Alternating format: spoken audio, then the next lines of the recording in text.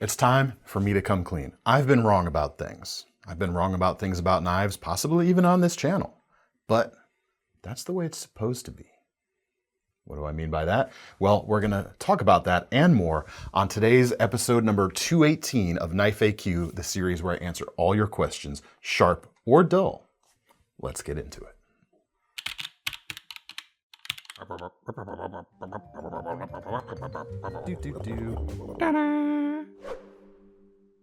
Hey everyone, David C. Anderson from the KnifeCenter and Thomas behind the camera. As always, welcome to the show. Thomas, welcome to the show. Cereal. You've lost me already. Sweet. We're not off to a good start. Speaking of starts, if you're new to this show, what we do in these Knife AQ episodes is we answer your questions. If you have a question, we pull them from the comment section below. So drop it down there if you want it to be considered for a future episode. First question today from Graham Blackall, who has had a few good questions over the years. That's why we kind of keep featuring it. Hi, Thomas and David. Hi, Graham. Hi. Have you ever completely changed your mind on something to do with knives? I always swore that I'd never use a neck knife. Recently, however, I found the usefulness of a Mora Classic in a neck sheath when tree planting and gardening. Thank you for your help. Take care, Graham. I have indeed completely changed my mind about things in the past. And I guess, apologies if my cold intro here feels a little bit leading. I'm not meaning to deceive at all. We're all wrong about some things sometimes. But I think you are more holding or more talking about, or at least we're off to a real great start, aren't we? The way I kind of thought about this is, in my past, in my misspent youth, I held a lot of very strong opinions about the way knives should be. And part of that was I was still learning. I am still learning now, by the way, but again, that's the way it should be. And the way I found a lot of my viewpoints evolving over time was an acceptance that the way I like to do things and my preferences aren't always right for everyone. It comes in handy when I'm presenting knives here on the channel because I can tell you what a knife is without trying to color it with my own personal preferences, because chances are it's going to be right for someone out there. But I would say for all of the strongly held knife opinions, and I promise I'm going to pick up another knife here in just a second, so stick with me, folks, is challenge them. Challenge your own opinions. The importance of that can't be overstated or understated. It is Either way. Stated. For some reason, I always get hung up on those two. Here, I picked up a knife. You happy? Yay, B-cam shot. There's a danger into kind of holding or kind of calcifying and getting stuck in your beliefs. Challenge your beliefs. Not just with knives, this is good life advice in general. Because two things can happen primarily. You'll either confirm that you were on the right track in the first place, or you'll learn to appreciate new experiences and it'll actually draw you closer to other people you thought you were farther away from. I'm getting real philosophical here for a knife channel, I don't know. Should we talk about a couple of my strongly held beliefs? About knives. About knives. Yes, of course. The compression lock. I'll pick up a not compression lock here for a moment. I have for a long time been a crossbar lock junkie back in the days when the only crossbar lock in town was Benchmade's Axis lock. I have always appreciated its ambidextrous qualities, so whether you're right or lefty, it doesn't even have to come down to that. If I can't use my right hand for whatever reason on my knife, whether it's holding something or broken or whatever, ambidextrousness is nice, and the finger-safe closing action is nice. Longtime viewers of this channel know that's still a feature I appreciate and like to highlight about knives today. So when I first encountered the compression lock, it was on a Paramilitary 2. This is a Para 3. I kind of dismissed it. Yes, it has finger-safe closing action, but it is usable by lefties, as you can see right here. I was about to undermine my point. It's easier on the Para 2. Whoa. It's less conducive to ambidextrous use. So I kind of just wrote it off as, Could have been an axis lock. Not as good as an axis lock. Even when I started here at the KnifeCenter a number of years ago, I kind of, I couldn't care less for them. I don't mind them now. I've definitely come around on a compression lock.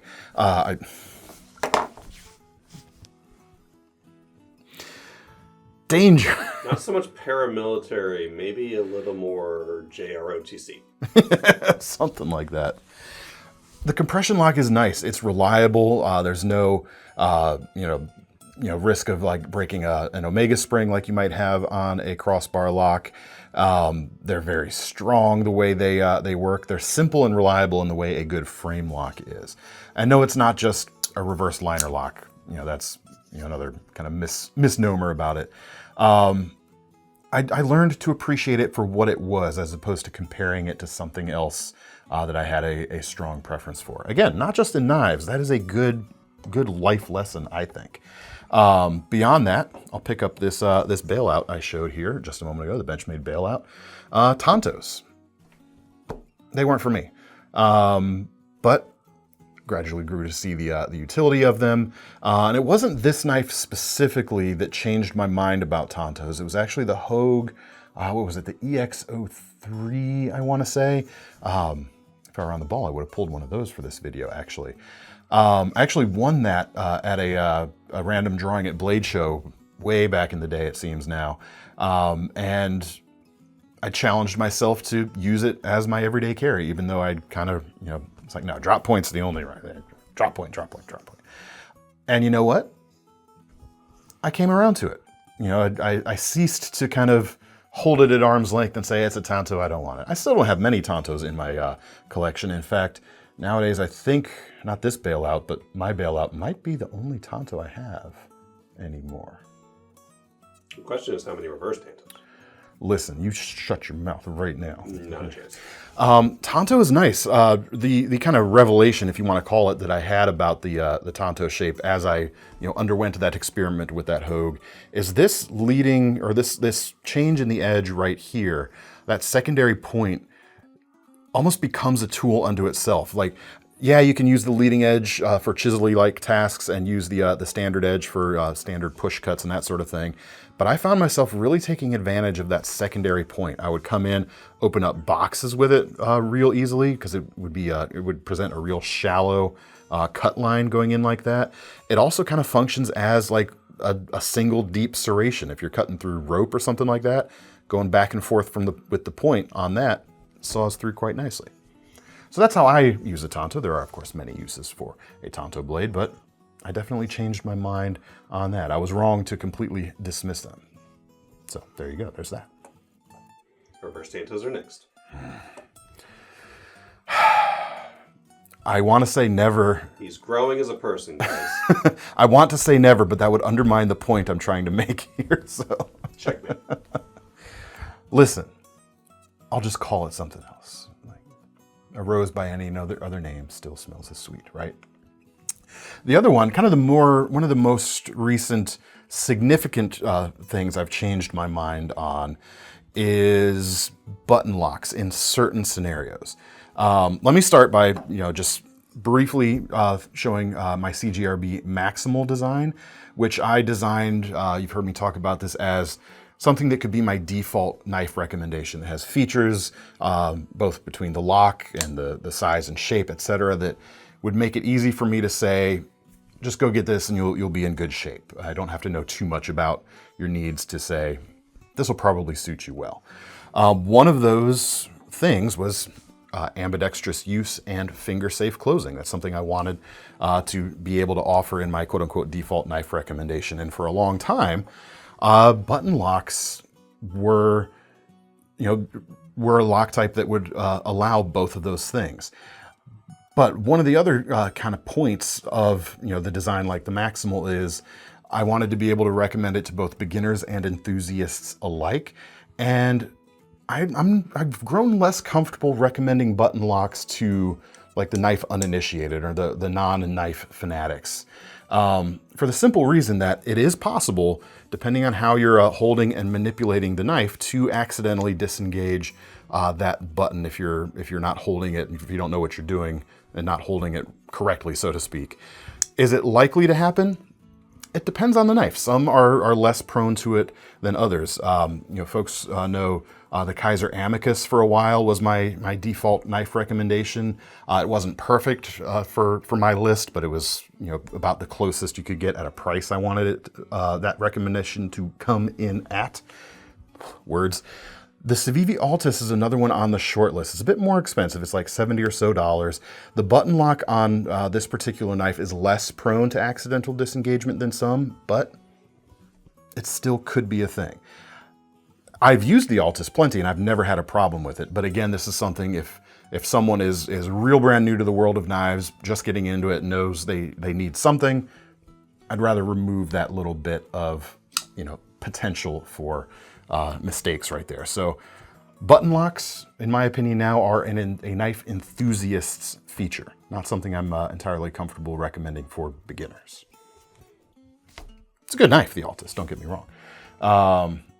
So yeah, those are some things I've definitely changed my mind on when it comes to knives. And I hope I continue to change my mind on things as time goes on. I know that's not just me, I can see the comments now, oh, he's just, laying the groundwork for flip-flopping later and we can't do, no. I alluded to it earlier, always keep learning.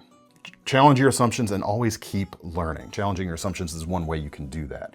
That's something that I've found very important in my knife journey, both before it was a career and now that it is a career.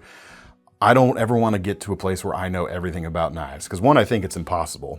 But even if so, if I do, what's the point of going on, right? I hope I'm always able to keep learning things. Everyone out there has something new to learn, even the expertiest of knife experts out there. And if you did know everything, you'd be such an insufferable bore. As opposed to the way I am now. That's the joke you were hoping to lead me to, aren't you? It's a general insufferability that makes it appropriate for YouTube. Anyway, it's good to have our channel back. Anyway, Graham, thanks for the question. I hope my intro and everything here wasn't too rambling for folks. We got a few more questions to get through, so let's do it. The first is Damyr's Buried Treasure, a segment we are continuing that is a continuation of the question he asked several weeks ago. We're going through the alphabet for the second time now. I think we're going to stop after the second time, but showing something that has never been seen on the channel before. We're on the letter J right now. Oh, wait, I forgot one thing before we get to that. The J reminded me. One thing I don't think you'll ever be able to change my mind on when it comes to knives. It could happen. I think we're looking at it on PCam right now. Are you? Yes. I don't think anyone's ever going to be able to convince me that a Scandi grind is the right grind for a slicing shape like a Nessmuck blade.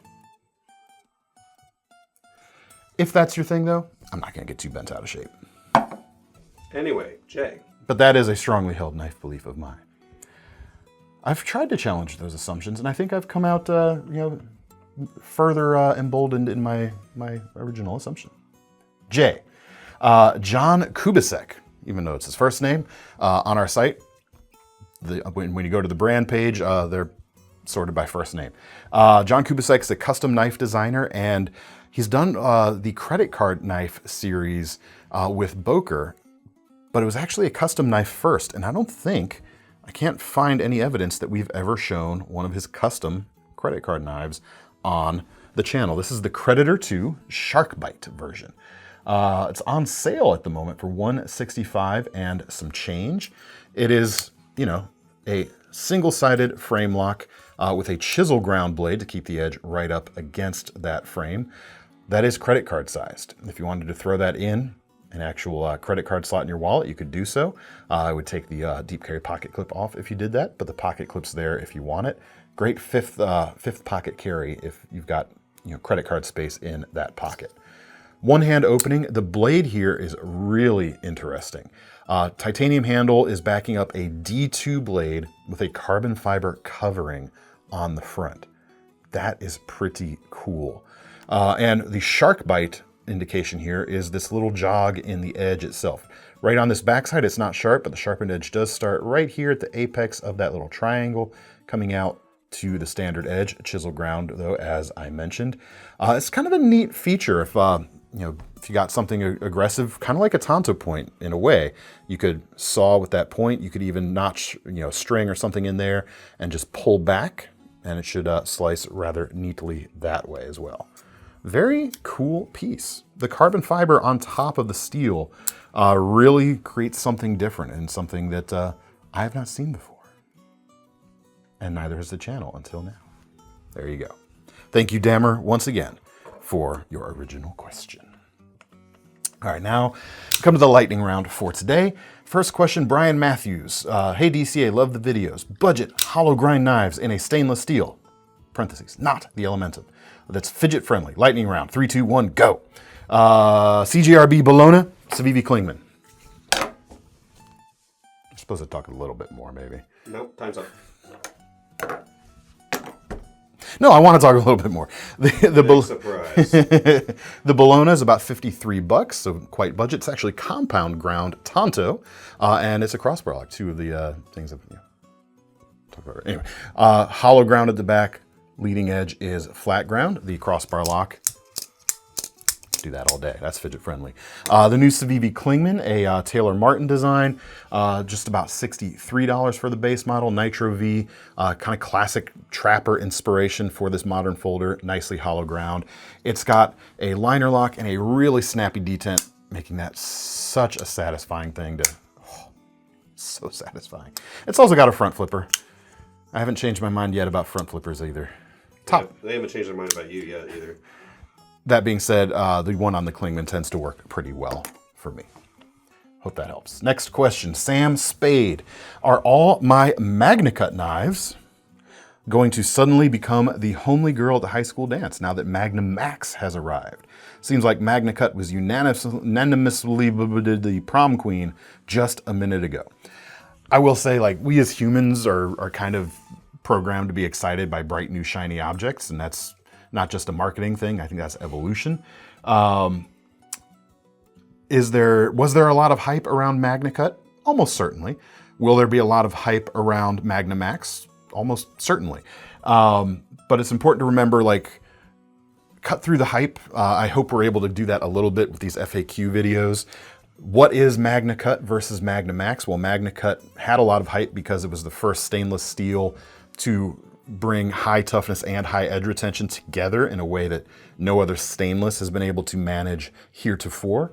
MagnaMax is designed to offer very high edge retention in a stainless steel while also offering very respectable degrees of toughness. It's not going to be as tough as MagnaCut, however. So there's still a reason to choose one over the other based on what application the knife is going to be. For instance, this BK92 is in MagnaCut steel here from Becker Knife and Tool. 1/4 inch thick MagnaCut. This is a tough knife built to take a beating. And MagnaCut is going to be a better choice than MagnaMax for a design like this. For lighter use folders, MagnaMax might be a very good choice. And in fact, in many cases, might be a better choice than MagnaCut. MagnaCut's still pretty awesome though, I think.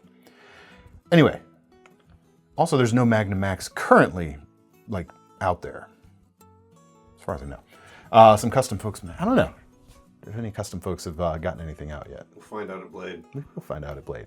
That's next weekend, in fact, so make sure to keep an eye out. Next weekend, there won't be a Knife AQ episode, but there will be scads of knife videos. We're going to have some long-form interviews, and we're going to try doing more short-form stuff as well. The problem with Blade Show is it happens over such a compressed timeline compared to SHOT Show, where we have 4 full days to interview folks.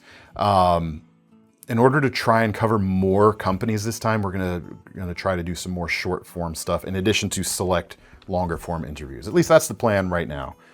Could change on the way down, who knows? Subscribe. Please do, actually. Which brings us to our final question of the day, which, as we all know, is our most seriousest question of the day, which today comes from Caveman Dan Wilder. Most serious question. What should I take to Blade Show this year that will guarantee nobody tries to talk to me? Before I answer that, I'll have to be right back. The carcass splitter. my old friend. Yes, it still has rust spots on it. We haven't cleaned it up yet. The Sword Carcass Splitter perfectly exemplifies what not to do this time. Here's the problem with Blade Show. It's a very friendly place. It truly is. And conversely perhaps, the bigger and more aggressive the bladed implement you have on your person, which one might think would scare people away, that's just gonna draw us in like moths to the flame. Ooh, look at that. Oh, what you got? Hey, check it out. So this is obviously not the right answer. In a way, you kind of have to go to the complete opposite. Something that's gonna fly so under the radar, be so, so niche that it's not gonna draw any attention. But herein lies the other part of the problem. Every niche has its fans. For instance, I like Chevy Astro vans, and I can find corners of the internet that tell me I'm a superior sort of human being for recognizing the brilliance of that wonderful box on wheels. Does that mean I'm correct? No, but the internet tells me I am, right? Show up with a modded Astro van, you're gonna find friends. People are gonna wanna talk to you. So what do you do? What's the invisible knife at a knife enthusiast conference, a knife enthusiast show? I don't know, best we could think of Gerber Paraframe, perhaps? I'm not sure why, but it feels kind of right. It's probably like 5 guys who want to talk about it. Those are pretty good odds. They're in the comments now. They're in the comments right now. Guarantee nobody tries to talk to you. We're going to go with an overwhelming chance of no one wanting to talk to you. You could just not go, but then you miss out. Gerber makes some good knives. The Paraframe has had sort of a checkered history, however. We'll just leave it at that. Anyway, that's all for now, folks. Keep your questions coming. Again, we're not going to have an episode next weekend, but if you do have Blade Show questions, you feel free to drop those in the comments. We might be able to incorporate them into our coverage next week or answer them after the show concludes, of course. Keep your most seriousest questions coming as well. If you got any alternate suggestions, let us know below. If you've changed your mind about knife things, let us know down below as well. If you have any philosophy to share it down below. And if you have the desire to get your hands on any of these knives, check out the links in the description, which will take you to KnifeCenter.com. While you're there, don't forget about our long-running Knife Rewards program as well, because you might as well earn some free money to spend on a future knife when you pick one of these up today. I'm David C. Anderson from the Knife Center. That's Thomas behind the camera. See you next time.